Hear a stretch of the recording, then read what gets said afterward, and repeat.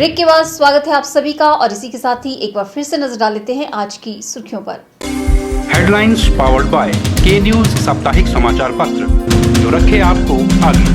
को sponsored by Swarnabha jewellers जो दे 100% शुद्धता की गारंटी। ब्लूमिंग वैली जो आपके अपनों तक पहुंचाए आपका प्यार। और Basant smile because you are at Basant resorts.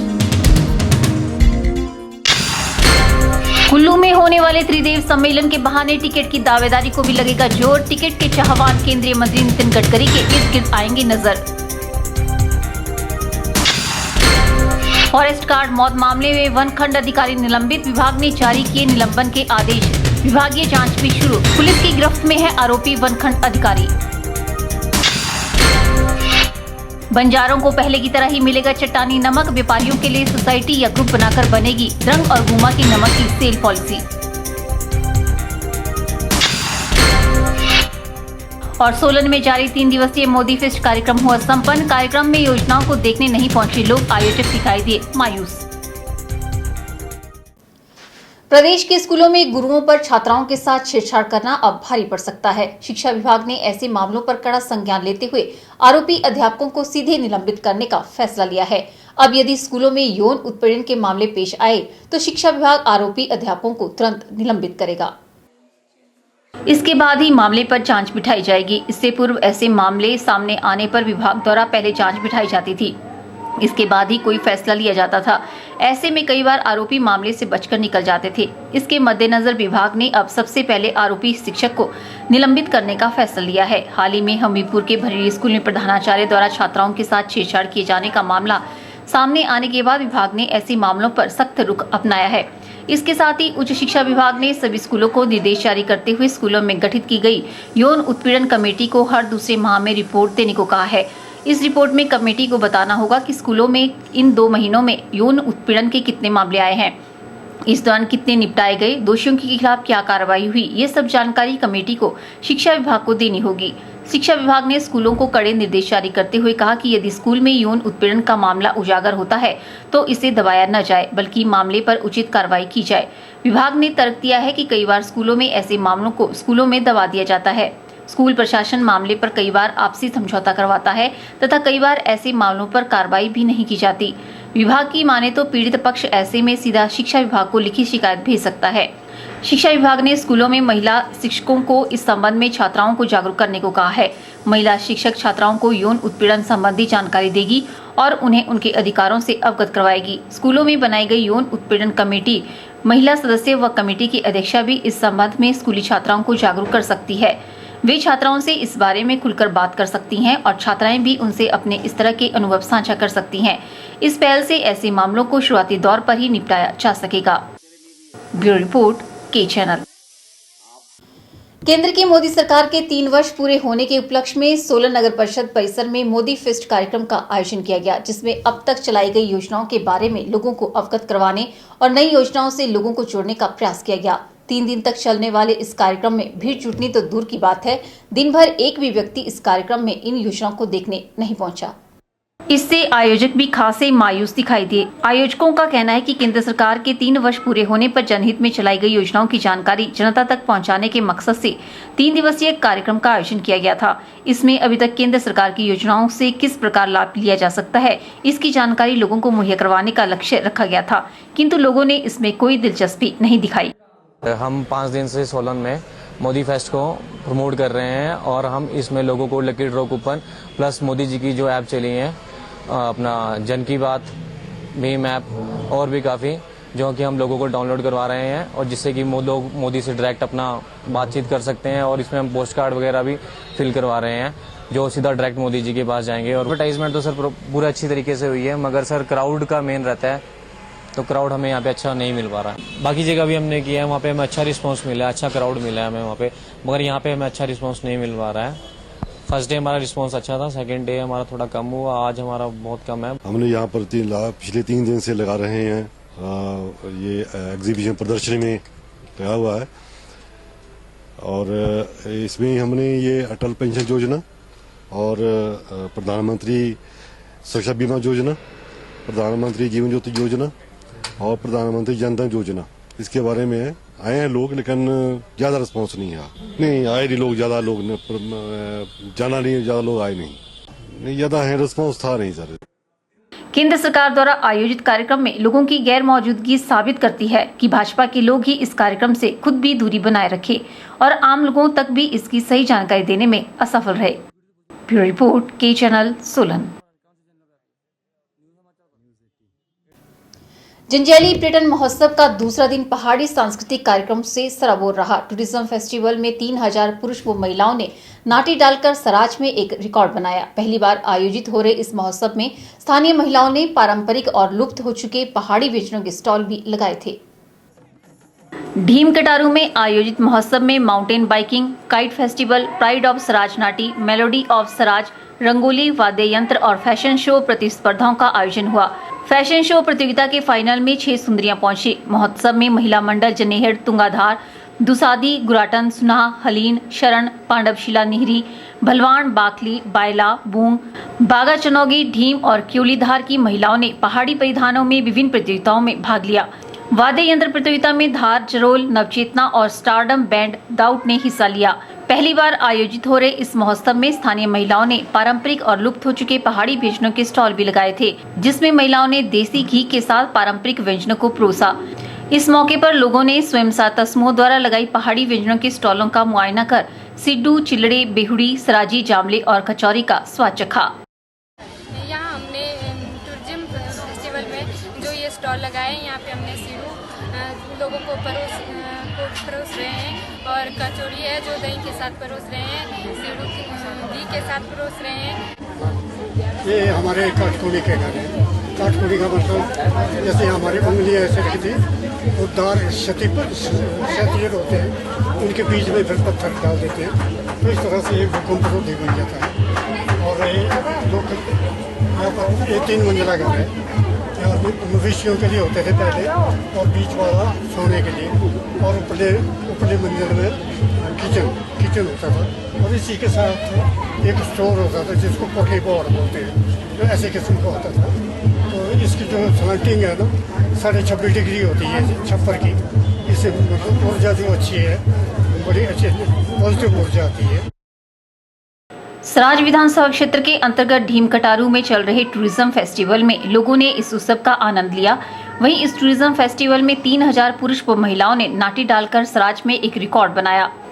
20 महिला मंडलों सहित लगभग 2500 लोगों ने चौलू थाच स्थित देव कमलनाथ के मंदिर परिसर में पारंपरिक वाद्य यंत्रों की धुन पर नाटी डालकर स्वच्छता का संदेश दिया। मिल्क फेडरेशन के अध्यक्ष चेतराम ठाकुर और एसडीएम ने भी नाटी डालकर लोगों से इस उत्सव को सफल बनाने का आह्वान किया। के चैनल के लिए जंजैली से संजीव कुमार की रिपोर्ट। फॉरेस्ट गार्ड मौत मामले में वनखंड अधिकारी तेजराम वर्मा को निलंबित कर दिया गया है। वहीं विभाग ने 3 डीएफओ की अध्यक्षता में एक कमेटी का गठन भी कर दिया है, जो विभागीय जांच पड़ताल करके 1 सप्ताह में रिपोर्ट सौंपेगी। वहीं विभाग के उच्च अधिकारियों ने इस बात को कबूल कर लिया है कि जंगल में अवैध कटान हुआ है।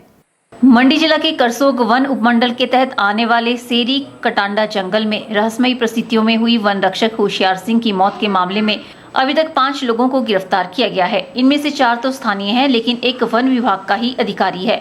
वनखंड अधिकारी तेजराम वर्मा का नाम भी इस मामले में सामने आया है और जो सुसाइड नोट पुलिस को बरामद हुआ है, उसमें तेजराम पर वन रक्षक ने प्रताड़ित करने का आरोप लगाया है।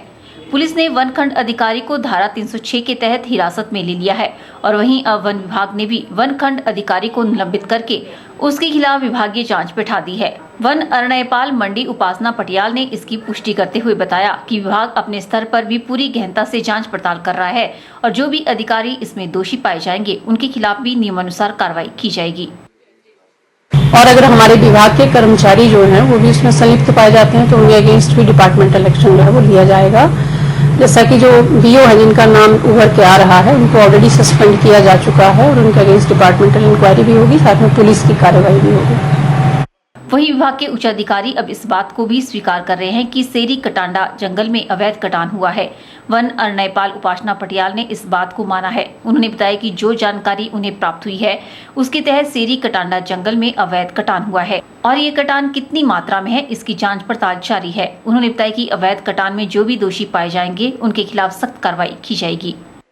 जितना मेरी बातचीत हुई और जितनी मेरी सूचना है, कुछ तो अवैध कटान वहाँ पे है, लेकिन डिटेल जो है वो जब टीम्स जो हैं वो विजिट कर लेंगी। जैसे हमने डीएफओस के नेतृत्व में टीम्स बना दी हैं, हाई लेवल की टीम बनी है, तो डिटेल इन्फॉर्मेशन आ जाएगी। जब डिटेल इन्फॉर्मेशन आएगी तभी मैं कह पाऊंगी कितना अवैध कटान है, लेकिन जो मुझे सरसरी सी सूचना है, कुछ तो पेड़ कटे हुए हैं।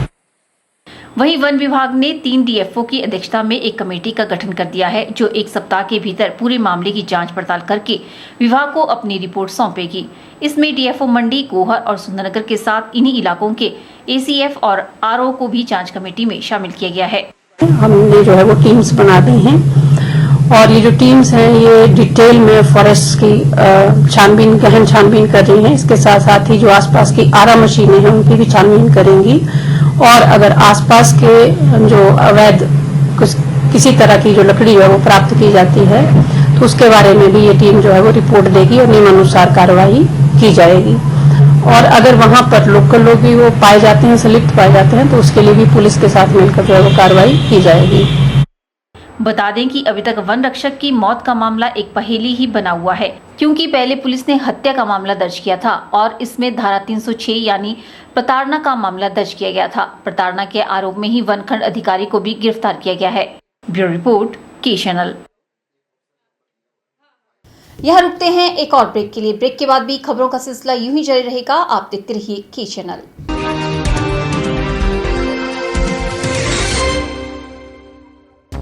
गुप्ता शॉल एम्पोरियम, जहां आप पाएंगे बेहतरीन व उच्च क्वालिटी की शॉल की विस्तृत वैरायटी। यहां pure woollen Kullu shawl, Kashmiri shawl, angora shawl, cashmilon shawl, feather shawl, pashmina shawl के साथ ही शॉल की और भी बहुत सी वैरायटी उपलब्ध है। तो देर न कीजिए और आज ही पहुंचे गुप्ता शॉल एम्पोरियम, सब्जी मंडी के साथ, नेर चौक, डिस्ट्रिक्ट मंडी। मोबाइल 9459125400।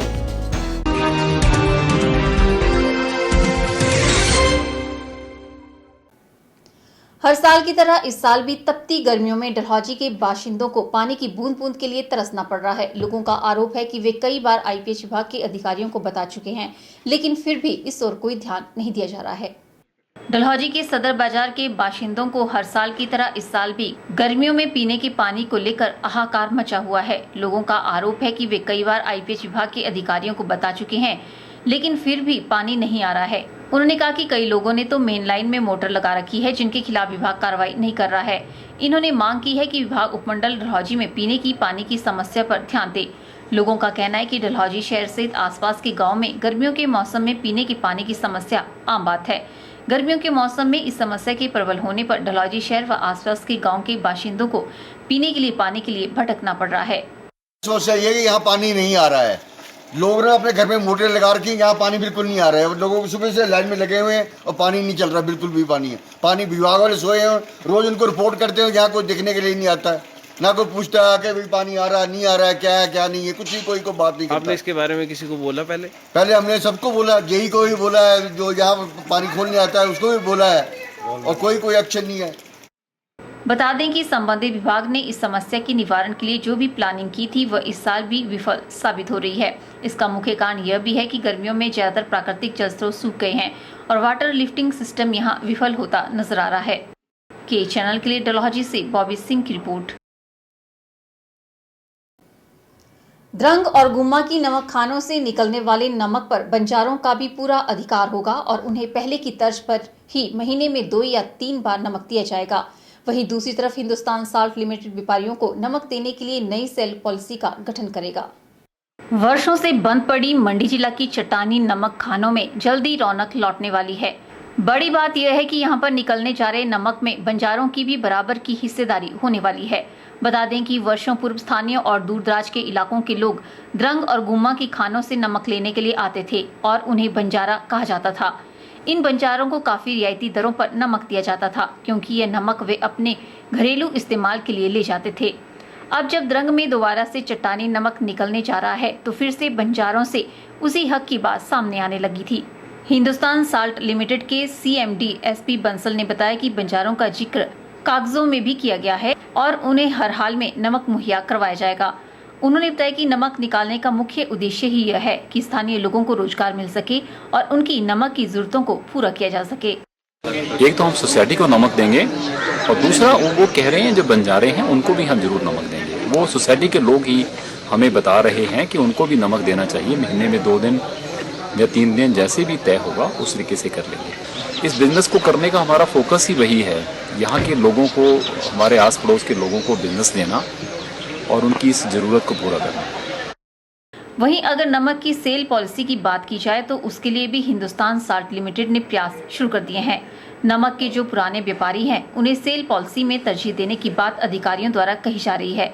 हालांकि नमक किस दाम पर मिलेगा यह अभी तय नहीं हुआ है, क्योंकि हिंदुस्तान साल्ट लिमिटेड पहले अपनी लागत से अधिक का मुनाफा करने की सोच रहा है। हिंदुस्तान साल्ट लिमिटेड के सीएमडी एसपी बंसल ने बताया कि सोसाइटी या फिर ग्रुप का गठन करके सेल पॉलिसी बनाई जाएगी और उसी के तहत नमक की बिक्री की जाएगी। एक तो पहली बात यही के सिर्फ जो लोकल लोग हैं, जिस तरीके से पुराने वो बिजनेस कर रहे थे, उनको सोसाइटी बना करके या ग्रुप बना करके हम उनसे बातचीत करके रेट फिक्स करके उनको नमक दे देंगे। वो आगे फिर फर्दर अपना सप्लाई करेंगे। तो हम अपनी कॉस्ट जरूर निकाल लेंगे। जो हमारी जो इनिशियल कॉस्ट है वो एक तरफ है, उसकी रिटर्न कब मिलती है मैं उसको बहुत ज़्यादा फोकस नहीं करूँगा। परंतु सबसे बड़ी बात है कि जो मेरी निकालने की जो प्रेजेंट कॉस्ट आएगी उससे मुझे कुछ ज़्यादा पैसे मिलने चाहिए ताकि मेरी पुरानी कॉस्ट निकल जाए। ज्ञात रहे कि द्रंग और गुम्मा की खानों से निकलने वाले नमक का स्थानीय लोग तो इस्तेमाल करते ही हैं, लेकिन इस नमक की देश सहित विदेशों में भी भारी मांग है।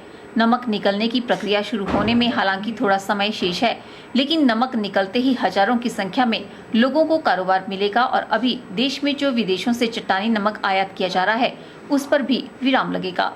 ब्यूरो रिपोर्ट, के चैनल। सोलन जिले के तहत पांचों विधानसभा क्षेत्रों के भाजपा पूर्व कर्मचारी प्रकोष्ठ की बैठक आयोजित की गई। बैठक की अध्यक्षता कानून विभाग के सेवानिवृत्त संयुक्त निदेशक एवं भाजपा पूर्व कर्मचारी प्रकोष्ठ के राज्याध्यक्ष घनश्याम शर्मा ने की। बैठक में सेवानिवृत्त कर्मचारियों के विभिन्न मुद्दों पर चर्चा की गई। बैठक में जिसमें एचआरटीसी से सेवानिवृत्त कर्मचारियों के पेंशन तथा मेडिकल बिलों के लंबित मामलों पर विशेष तौर पर चर्चा कर उसके समाधान के लिए रणनीति बनाई गई। बैठक के दौरान प्रदेश सरकार की नाकामियों पर जमकर खिंचाई की गई। एक साथ सभी ने हिमाचल में वन माफिया, भू माफिया जैसे अन्य माफियों की बन चुकी सरकार को आगामी चुनावों में सत्ता से हटाने का समर्थन किया। भाजपा पूर्व कर्मचारी प्रकोष्ठ के राज्याध्यक्ष घनश्याम शर्मा ने कहा कि प्रदेश सरकार पूरी तरह से भ्रष्टाचार में संलिप्त है और प्रदेश में वन माफिया, भू माफिया जैसे अन्य माफियों को संरक्षण दे रही है। उन्होंने कहा कि प्रदेश सरकार कर्मचारियों की शोषण करने में लगी है। उन्होंने कहा कि बैठक में सरकार को आगामी चुनावों में सत्ता से हटाने का समर्थन किया। आज जो हमारी ये बैठक है, इस बैठक के अंदर आज की इस मौजूदा तानाशाही सरकार जिसने कर्मचारियों का डट करके 4.5 वर्षों में शोषण किया, आज प्रदेश के अंदर सिर्फ माफियाओं का राज जो है वो सिर चढ़ कर बोल रहा है। चाहे वो भू माफिया है, चाहे वो ड्रग माफिया है, चाहे वो दूसरी किस्म के माफिया हैं, इनका बोलबाला जो है वो पूरे प्रदेश में इस सरकार के आशीर्वाद से पनप रहा है। उसको भगाने के लिए, इस सरकार को सत्ता से दूर करने के लिए आज हमारी ये बैठक हो रही है और इसमें आज बड़ी तादाद के अंदर जो है वो जिला सोलन के तमाम पूर्व अधिकारी, कर्मचारी, जितने भी हमारे पेंशन प्रकोष्ठ के हमारे अधिकारी है सब यहाँ पर उपस्थित हैं। इससे ये इस बात का अंदाजा आप लगा सकते हैं कि प्रदेश सरकार के कार्यक्रमों से जनता कितनी दुखी है। इस मौके पर नगर परिषद अध्यक्ष पवन गुप्ता भी विशेष रूप से मौजूद रहे। सोलन, नालागढ़, दून, कसौली तथा अर्की विधानसभा क्षेत्र से करीब 50 प्रतिभागियों ने बैठक में भाग लिया। ब्यूरो रिपोर्ट, के चैनल, सोलन। आज के बुलेटिन में फिलहाल इतना ही। सपना ठाकुर को दीजिए इजाजत। नमस्कार।